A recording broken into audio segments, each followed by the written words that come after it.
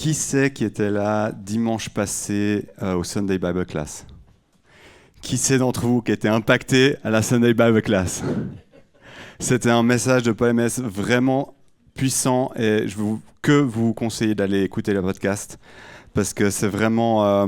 il nous a donné des clés, je ne vais pas vous dire de quoi il a parlé parce que comme ça je veux vous titiller un petit peu pour que vous allez écouter parce que c'était vraiment puissant. Ça nous ouvre en fait sur qui est Jésus et l'impact que ça a sur notre vie et dans le monde. Trop cool. Aujourd'hui, je vais nous parler d'un sujet qui est, on va dire, pas très sexy. Je vais vous parler de l'obéissance. L'obéissance. Souvent, quand on est enfant, on obéit parce que c'est comme ça et qu'on ne comprend pas pourquoi. Quand on a 5 ans, on ne sait pas pourquoi les bonbons, c'est pas bon pour nous. Du coup, les parents ils disent non, stop, c'est fini. Puis nous, on fait la petite révolte, on se roule par terre, on tape des pieds. Je pense que ça n'arrivait qu'à moi, personne d'entre vous. Mais quand on réalise le caractère de la personne, l'obéissance devient facile. Et c'est ce qu'on va découvrir ensemble ce matin. Le premier texte qu'on va lire ensemble, c'est dans Luc 22, au verset 39 à 46. Je crois que je vais me déplacer pour être sûr, pas que je vous cache. Voilà. En fait, ce passage, c'est dans le livre de Luc, juste avant, il y a l'enseignement de la Sainte Seine. Il y a ce moment-là, et après, c'est l'arrestation de Jésus au jardin de Gethsémane.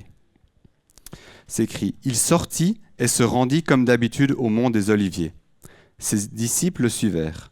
Lorsqu'il fut arrivé à cet endroit, il leur dit « Priez pour ne pas céder à la tentation. » Puis, s'éloigna d'eux, à la distance d'environ un jet de pierre, se mit à genoux et pria, en disant « Père, si tu voulais éloigner de moi cette coupe, toutefois, ce n'est pas ma volonté qui se fasse, mais la tienne. » Alors un ange lui apparut du ciel pour le fortifier. Saisi d'angoisse, Jésus priait avec plus d'insistance, et sa sueur devint comme des caillots de sang qui tombaient par terre. Après avoir prié, il se releva et vint vers les disciples, qu'il trouva endormis de tristesse. Alors il leur dit « Pourquoi dormez-vous ? Levez-vous, priez pour ne pas céder à la tentation. » C'est un moment fort quand même. Hein. C'est le dernier moment que Jésus passe avec ses disciples avant de commencer le chemin d'aller à la croix, qui a commencé par l'arrestation. On va faire juste une petite emphase sur le verset 42, où Jésus dit « Père, si tu voulais éloigner de moi cette coupe. » Dans Matthieu, c'est écrit un peu différent, c'est écrit « Mon Père, si cela est possible, que ces coupes s'éloignent de moi. Toutefois, que ce ne soit pas ma volonté qui se fasse, mais la tienne. » Jésus, avec son choix d'aller à la croix, c'est l'exemple parfait pour nous, ce que ça veut dire l'obéissance.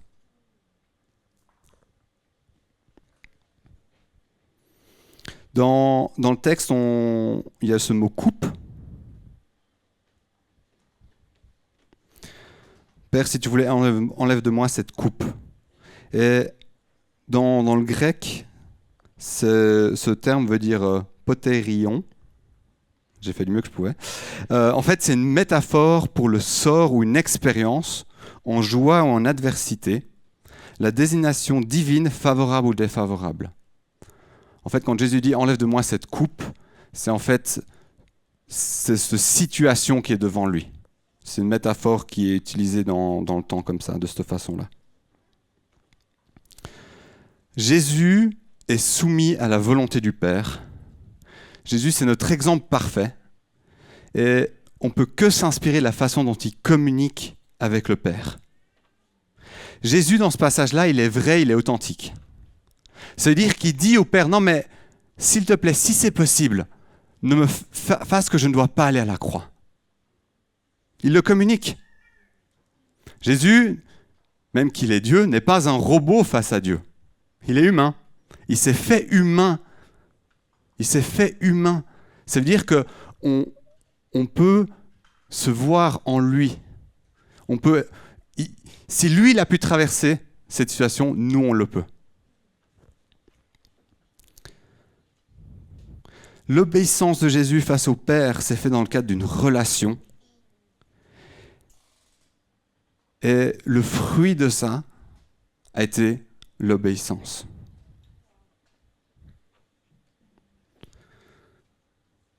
Dans Jean 3,16, c'est écrit « En effet, Dieu a tant aimé le monde qu'il a donné son Fils unique afin que quiconque ne croit en lui ne périsse pas, mais qu'il ait la vie éternelle. » Sur le cœur du Père, il y avait toi et moi. Le moment où il a demandé à Jésus de prendre cette coupe et d'aller à la croix.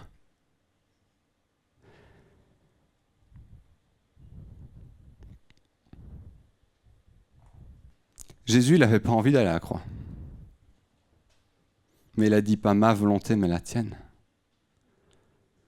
Parce que quand il dit pas ma volonté, mais la tienne, c'était aussi l'accomplissement de toutes les paroles qui ont été dites jusqu'à ce jour-là.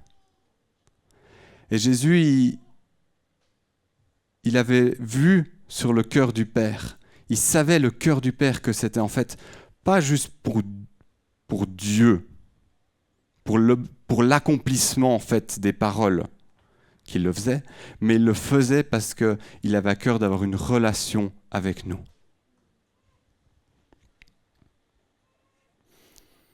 Au verset 43, on peut lire « Alors un ange lui apparut du ciel pour le fortifier. » Jésus, qui était pleinement homme et pleinement Dieu en même temps, avait besoin d'être fortifié. Et moi, ça m'encourage.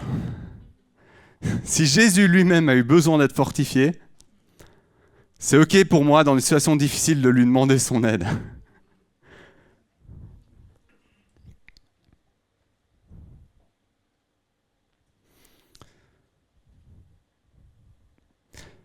Dieu, il aide et soutient Jésus dans son acte d'obéissance. Et je pense que ça montre aussi que quand Dieu nous demande de faire quelque chose, il nous donne les moyens de l'accomplir. C'est-à-dire que Dieu, quand il nous demande d'être courageux, de faire quelque chose qui est en dehors de notre zone de confort, il ne va jamais nous demander de faire quelque chose dont il pense qu'on n'est pas apte de faire.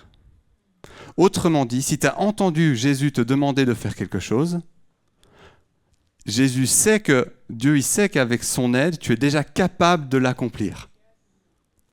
C'est pas libérateur ça ?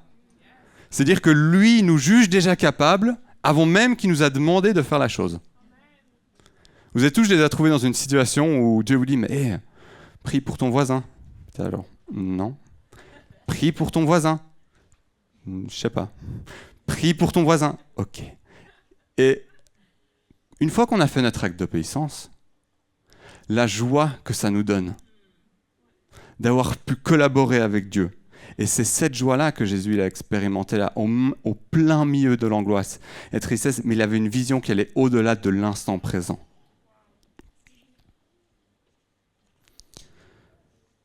Saisi d'angoisse, Jésus priait avec plus d'insistance et sa sueur devint comme des caillots de sang qui tombaient par terre. La réponse de Jésus à l'angoisse, c'est de prier plus fort. Prier plus fort, ça veut dire quoi ?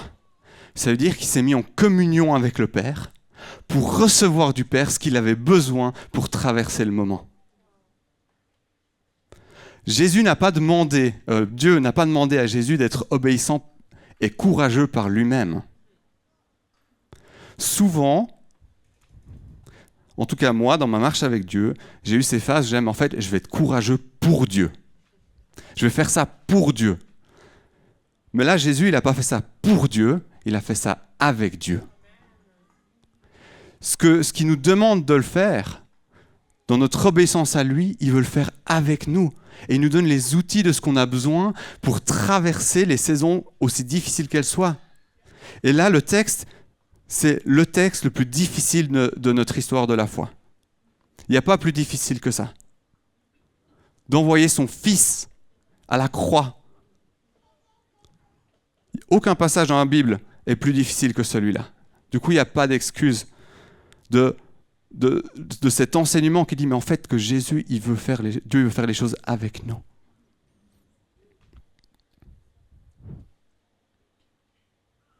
L'obéissance de Jésus, c'est un acte d'amour pour son Église, pour toi et moi. Dans Jean 15, Jésus dit, au verset 12, « Voici mon commandement, aimez-vous les uns les autres comme je vous ai aimé. Il n'y a pas plus grand amour de vous donner ma vie, de vous donner votre vie pour vos amis. » Jésus il a donné ces paroles avant la croix.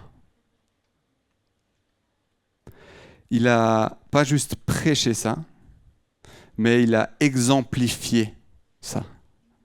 C'est-à-dire que sa motivation profonde de son obéissance ultime était son amour pour toi et pour moi. Il y a une phrase qui me travaille depuis un petit moment dans ma tête, où Dieu il a commencé à me parler, où il a dit « Tu ne peux pas prétendre aimer l'Église si tu n'aimes pas Dieu. Tu ne peux pas prétendre aimer l'Église si tu n'aimes pas Dieu. » Ça veut dire quoi? Ça veut dire que nous sommes l'Église. Je ne parle pas de l'institution, l'Église, je t'aime de nous tous rassemblés, nous sommes l'Église. C'est que ces derniers temps, Dieu il a commencé à transformer mon cœur, il m'a commencé à me donner un amour, mais immense pour nous. Et moi, je viens de loin là-dedans. J'ai grandi dans un environnement où j'ai pas vu de manière exemplifiée dans mon église où j'ai grandi ce que prêchait la parole. Et ça crée de l'amertume, ça crée de la résistance, et quand on laisse ces choses-là se déposer, ça crée du jugement.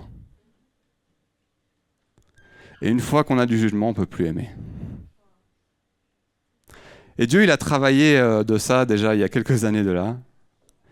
Mais ces derniers mois, en moi, le Saint-Esprit dit, mais en fait, il y a plus que juste de ne pas juger l'Église. Mais en fait, il y a de l'aimer. Et la question que je me suis posée à moi-même, est-ce que je suis prêt à mourir pour vous? Est-ce que vous êtes prêt à mourir pour votre voisin? C'est écrit. Voici mon commandement, aimez-vous les uns les autres comme je vous ai aimé. Il n'y a pas de plus grand amour que de donner votre vie pour vos amis.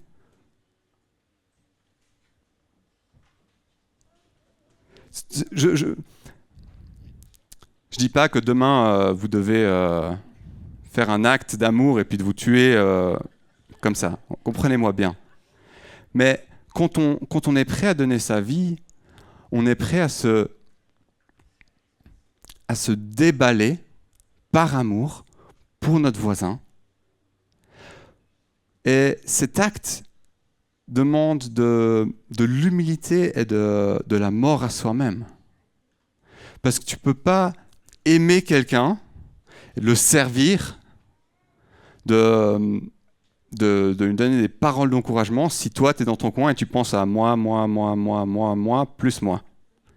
Et en fait, ce que Dieu m'a commencé à me parler à propos de l'Église, de qui nous sommes, c'est qu'en fait, le fruit de l'obéissance de chaque personne fait qui nous sommes. C'est que l'obéissance de Sylvie impacte ma vie. Pourquoi? Parce que son obéissance à elle va peut-être être de prier pour moi, et moi je vais être dans la saison où j'avais besoin d'une parole d'encouragement. Est-ce que Dieu aurait pu me parler d'une façon différente et donner cette parole différente si Sylvie n'aurait pas été obéissante? Peut-être. Et peut-être pas. Souvent, on perçoit l'obéissance comme étant une option. Si je suis obéissant de ma foi, ça me fait des petits grades, des petits plus, et puis je suis un chrétien plus. Parce qu'en plus du dimanche matin, je suis obéissant dans mon quotidien, et puis c'est assez stylé, et puis c'est cool. Mais en fait, notre obéissance à Dieu, fait partie intégrale de notre foi. On ne peut pas dissocier suivre Jésus et ne pas l'obéir. Et pour ça, il y a pas mal d'histoires dans l'Ancien Testament qui sont assez cool.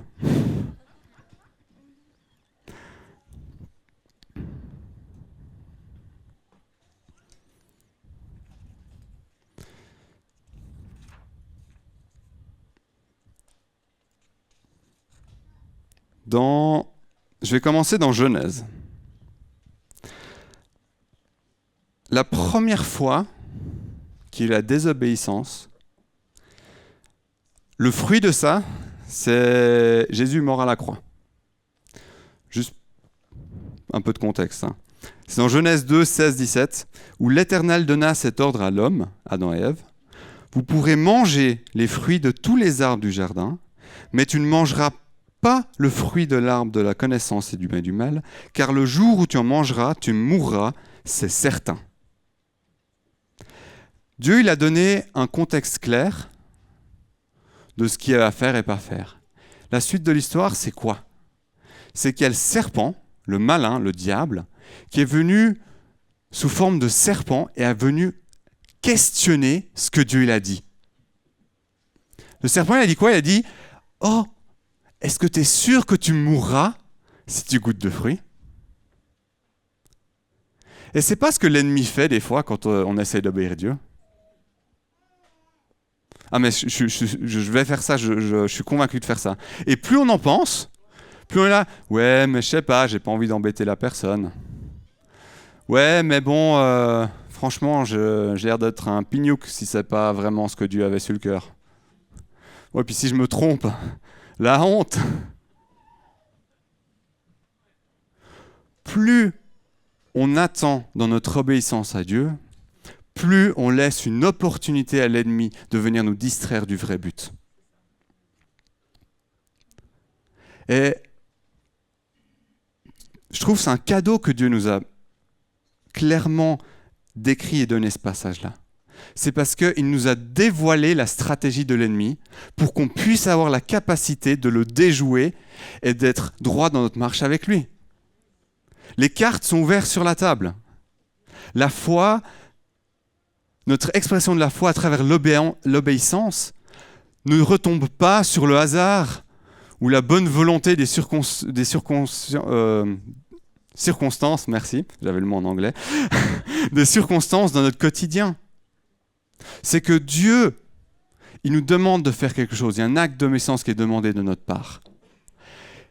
Même si on a peur et qu'on est saisi d'angoisse, il nous équipe, il nous donne ce qu'on a besoin pour aller de l'avant. Et là, ce que Dieu nous demande, c'est d'avoir les œillères. Vous avez les chevaux, pour ceux qui font des chevaux et puis que vous avez déjà vu des chevaux avec des jarrettes, ils ont des œillères comme ça, à gauche, à droite. C'est pour pas qu'ils soient distraits. C'est pour qu'ils voient la route, le devant, et seulement là où ils sont appelés à aller. Et en fait, si on choisit de ne pas être lent dans notre obéissance, on enlève l'opportunité au diable de venir nous distraire et de rentrer en cette communion avec le Père, parce qu'il vient là, il vient nous fortifier dans notre obéissance, et on arrive à l'accomplissement de ce qu'il voulait.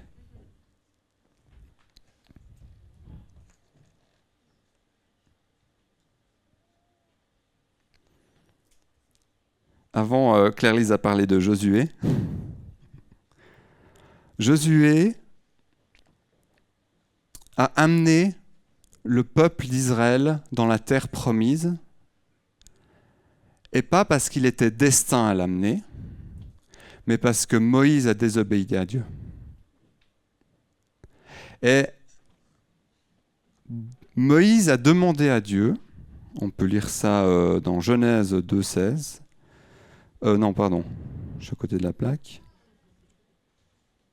On peut lire ça dans Nombre 20, où en fait, le peuple avait soif, et Moïse s'est positionné devant Dieu, a demandé, ok, on a besoin d'eau, donne-nous de l'eau. Et Dieu a donné des instructions très claires. Tu parleras au rocher, et de l'eau viendra du rocher. Et avec cette eau-là, ils pourront donner à boire à tout le monde. Je ne sais pas ce qui s'est passé dans la tête de Moïse. je ne sais pas. Mais Moïse a pris un bâton, il a tapé le rocher. Et de l'eau est sortie. Par la grâce de Dieu, dans la désobéissance de Moïse, l'eau s'est écoulée du rocher et a béni le peuple qui avait soif autour de lui. Mais il y a eu des conséquences.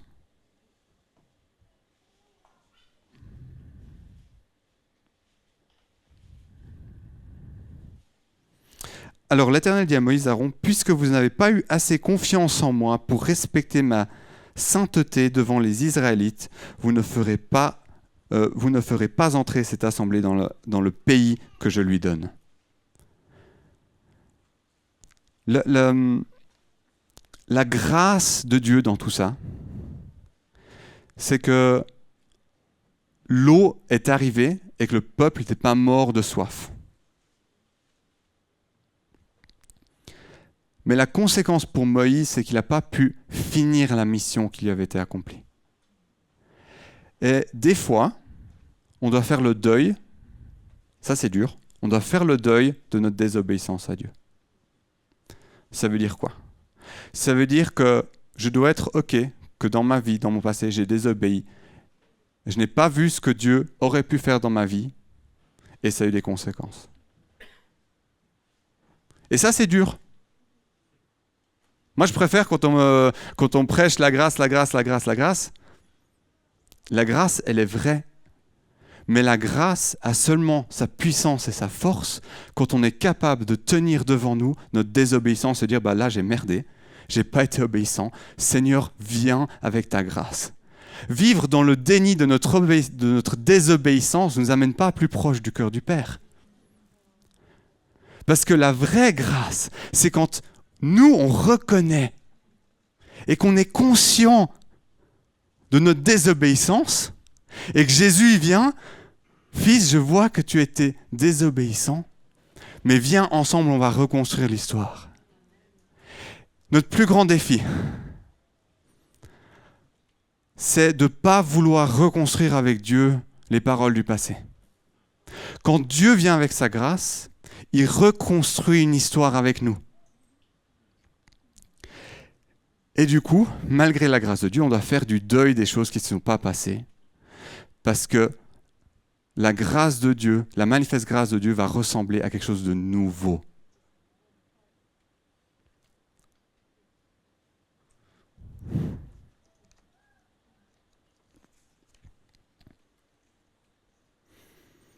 Honnêtement, je suis reconnaissant d'avoir de vivre dans la deuxième partie, c'est-à-dire dans le Nouveau Testament, parce que le contexte de l'Ancien Testament à la désobéissance, c'est la mort. Et en fait, cette conséquence pour nous aujourd'hui, elle n'a pas changé. Notre conséquence aujourd'hui à la désobéissance de Dieu, c'est la mort.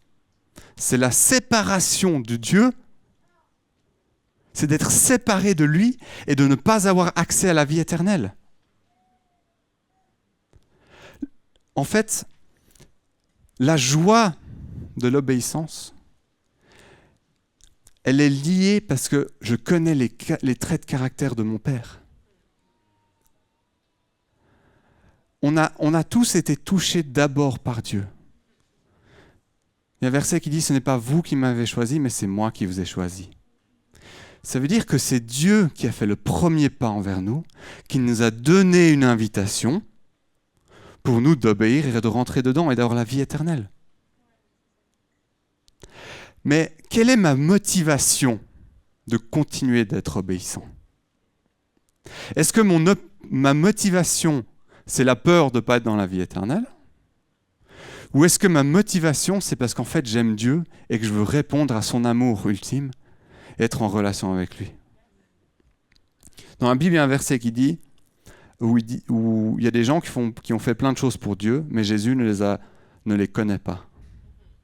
Et je crois que c'est possible de vivre une expression de la foi où Dieu ne nous connaît pas. Mais ce qui est beau, c'est qu'on a l'opportunité de vivre une expression de la foi où on est proche et intime avec lui.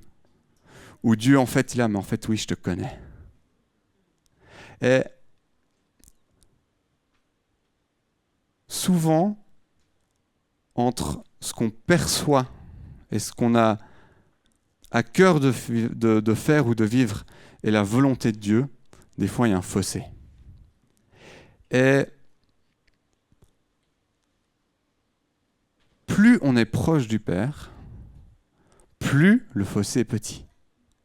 Parce qu'en fait, on a été racheté à la croix, mais on est dans ce processus de sanctification où on a accès à tout ce qui est dans le ciel, ici, aujourd'hui, et en même temps, on vit ici, où il n'y a pas tout ce qu'il y a dans le ciel. Vous voyez un peu ces deux tensions, ces deux réalités. Et ça, c'est un combat quotidien. C'est un combat qu'on a tout le temps. Et la chose sur laquelle je m'appuie le plus, c'est en fait sur le caractère de Dieu. Dans les psaumes, on peut souvent lire, je vais juste lire le psaume 100 au verset 5, c'est écrit « Car l'Éternel est bon, sa bonté dure éternellement et sa fidélité de génération en génération. » Qu'est-ce qui me permet de rester obéissant et vrai à Dieu quand je suis dans une situation où c'est difficile, où je vois que noir et rien ne va? Il y a des situations dans notre vie où on ne ressent pas la présence de Dieu. Tout ce qui se passe autour de nous n'est pas aligné avec la parole de Dieu. Ce qui nous permet de s'attacher à Dieu et de rester obéissant. Et honnêtement, des fois, venir ici un dimanche matin, c'est le plus grand acte d'obéissance que vous avez pu faire. Il y a des situations de vie où le plus grand acte d'obéissance, c'est juste de dire « Jésus, je suis là ». C'est le caractère de Dieu sur lequel on peut s'appuyer quand on ne le voit pas, quand on ne le sent pas. Dans le caractère de Dieu, c'est que Dieu, c'est un Dieu qui est bon. Sa bonté dure éternelle et sa fidélité de génération en génération. Ça veut dire que ce qu'il t'a dit hier est encore valable aujourd'hui et sera valable demain. Je parle des choses dont Dieu t'a dit sur qui il est, sur sa nature. Et c'est ça qui nous permet de s'attacher, de rester, d'être obéissant dans notre parcours avec Dieu, parce qu'on ne se repose pas sur notre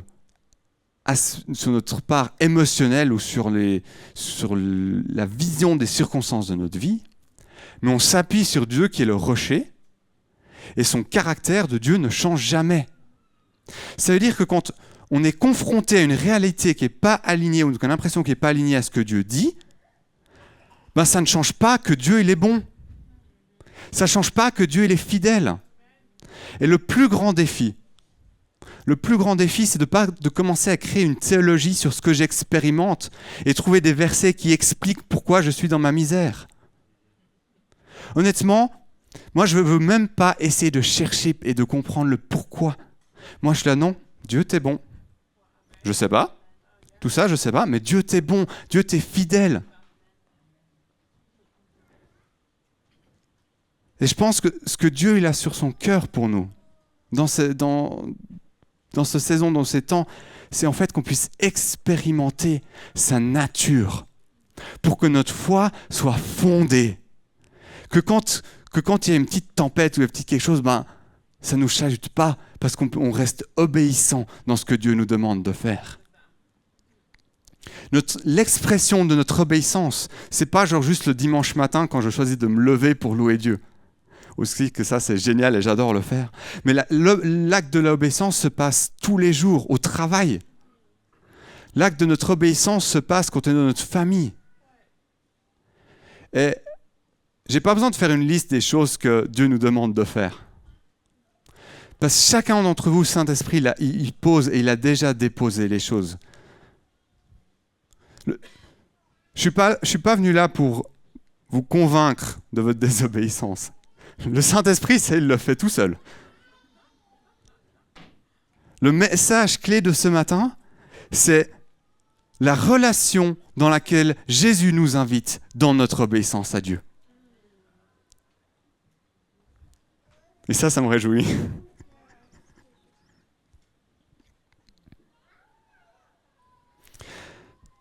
Jean 5, au verset 19, c'est écrit « Jésus reprit donc la parole et leur dit « en vérité, je vous le dis, le Fils ne peut rien faire de lui-même ce qu'il voit le Père accomplir. Tout ce que le Père fait, le Fils le fait pareillement. » Autrement dit, Jésus faisait seulement ce qu'il voyait le Père faire. Et notre obéissance à Dieu nous pousse des fois en dehors de notre zone de confort.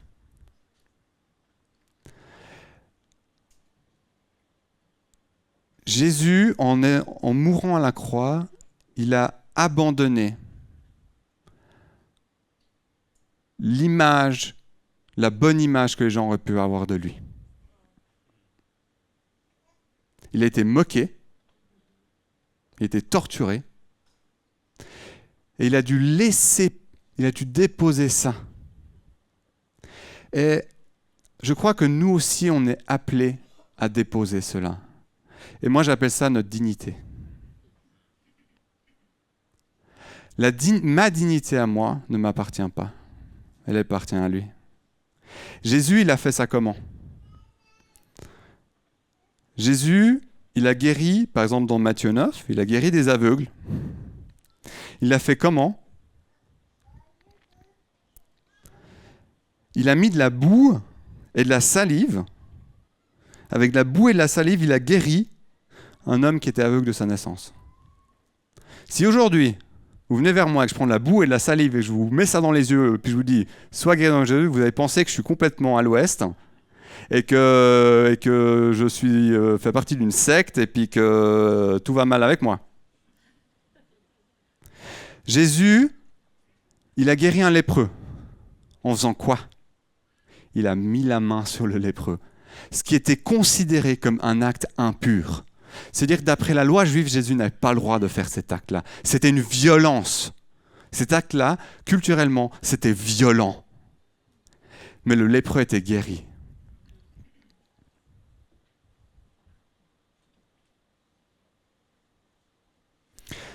Celle-là, on en connaît un peu moins. Jésus, il y a un cortège, un funérail qui se passe. Jésus, il arrête le cortège pour prier pour le garçon, et puis le garçon ressuscite. Qui sait, dans notre bonne pensée, oserait arrêter un cortège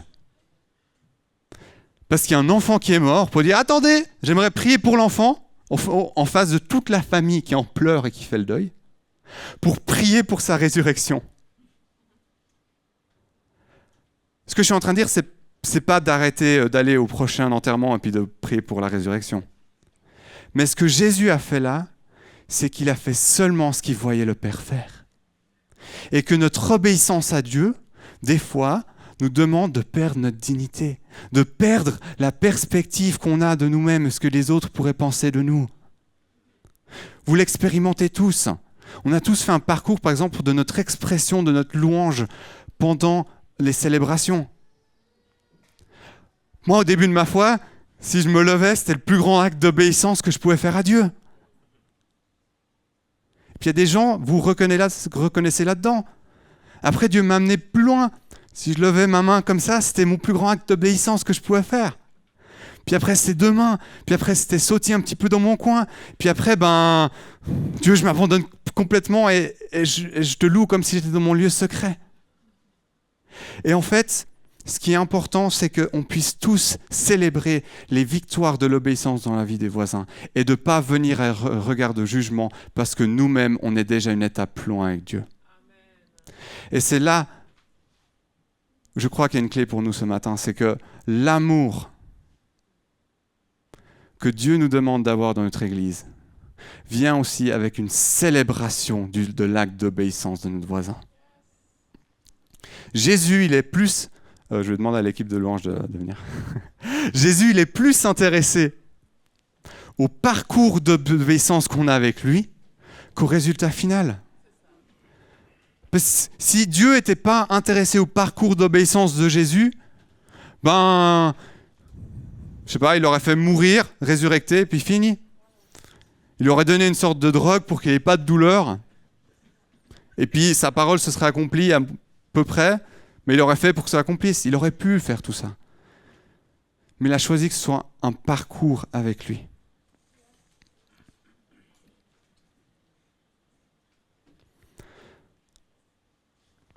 Notre seule capacité, ce qui nous qualifie et nous équipe d'être obéissants à Dieu, c'est le Saint-Esprit en nous. Et en fait, si on veut être plus obéissant à Dieu, on peut prier pour plus de courage, on peut prier pour plus d'audace, de persévérance. Je crois que toutes ces choses-là sont justes. Mais au fond, ce qu'on a vraiment besoin, c'est du Saint-Esprit qui nous équipe. C'est du Saint-Esprit qui nous donne le courage. On ne doit pas créer du courage pour nous-mêmes, pour marcher avec obéissance dans ce que Dieu nous donne. C'est le Saint-Esprit qui nous équipe. C'est le Saint-Esprit qui nous donne ce qu'on a besoin pour marcher dans notre obéissance. Comme à Jésus, il y a un ange qui lui a été donné. Dieu, il nous donne des anges, il nous donne notre voisin qui nous donne une parole d'encouragement quand on a besoin, pour qu'on puisse marcher avec assurance dans le chemin qu'il a prévu pour nous. Quand on s'aligne avec le ciel, la présence de Dieu est libérée. Et je crois que l'obéissance libère la présence de Dieu. Dieu aime quand on est obéissant. Dieu aime une église obéissante.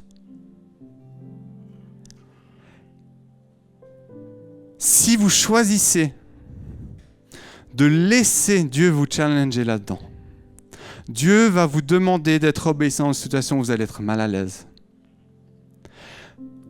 Mais la réalité c'est que Dieu sait. Personnellement, je fais plus confiance à Dieu même qu'à moi-même.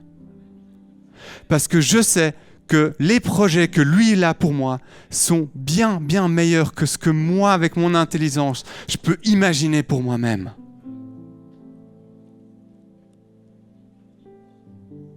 L'obéissance est une histoire de confiance et non de performance.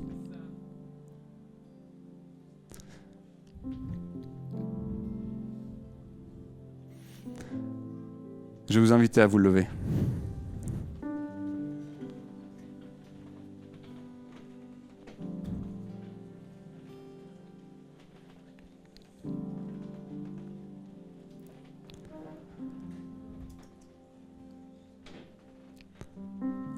Je crois que on a tous ce besoin d'être remplis et de renouveler quotidiennement par le Saint-Esprit pour pouvoir marcher dans ce qu'il a prévu pour nous. Et je crois que ce matin, le Saint-Esprit a envie de faire encore, c'est de déposer sur nos cœurs ce qu'on a besoin pour nos propres vies et notre situation. Alors ce que je vais vous demander de faire, c'est, si vous êtes en accord avec ça, de simplement ouvrir les mains devant vous, comme signe de recevoir ce que Dieu il a prévu, ce que Dieu il a pour vous. Saint-Esprit, je te remercie parce que tu es ce Dieu tellement bon et que ta nature elle est tellement bonne.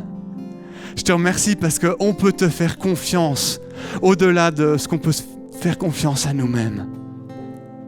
Et Saint-Esprit, je prie maintenant que tu viennes déposer sur la vie de chaque personne présente ici cette capacité de se laisser bénir par toi pour traverser l'angoisse, pour pouvoir marcher dans l'obéissance.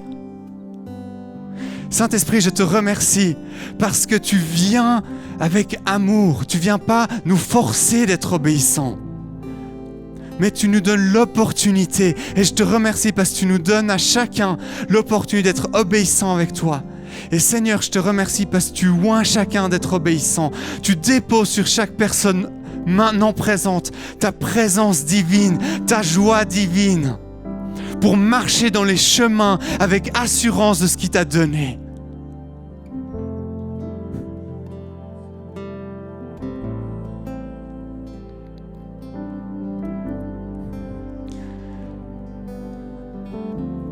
Et juste touchez votre main sur l'épaule et dites-lui, reçois ce que le Saint-Esprit te donne.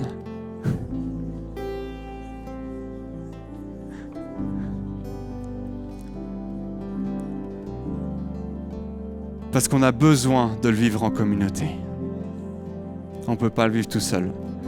Et c'est pour ça que je suis reconnaissant qu'on soit ensemble une église comme ça.